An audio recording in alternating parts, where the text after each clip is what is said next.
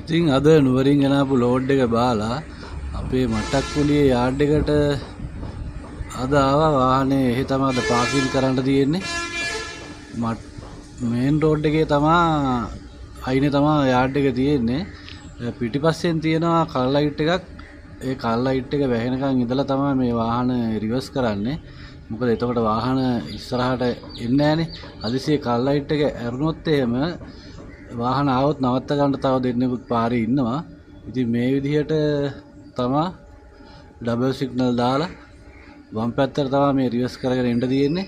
අපේ පේන පැත්තට නෙවෙයි අනිත් පැත්තට කණ්ණාඩිය බලාගෙන ගානට රිවර්ස් කරගෙන එන්නේ. මේ විදිහට තමයි රිවර්ස් කරන්නේ. පාර නිදහසේ රිවර්ස් කරගෙන එන හින්දා වන් ෂොට් එකෙම අපේ ගබඩාව ඇතුළට වාහනේ රිවර්ස් කරගෙන එන්න පුළුවන් වුණා.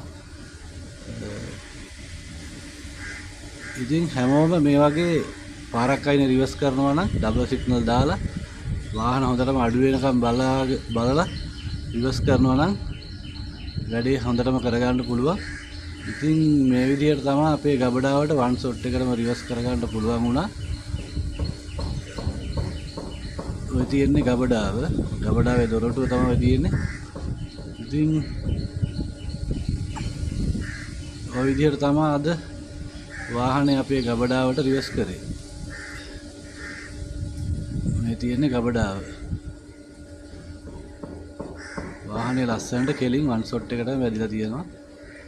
ඉතින් අද වීඩියෝ එක එච්චරයි. එහෙනම් ඔක්කොටම සුබ දවසක් ගිහිල්ලා ඉන්නම්.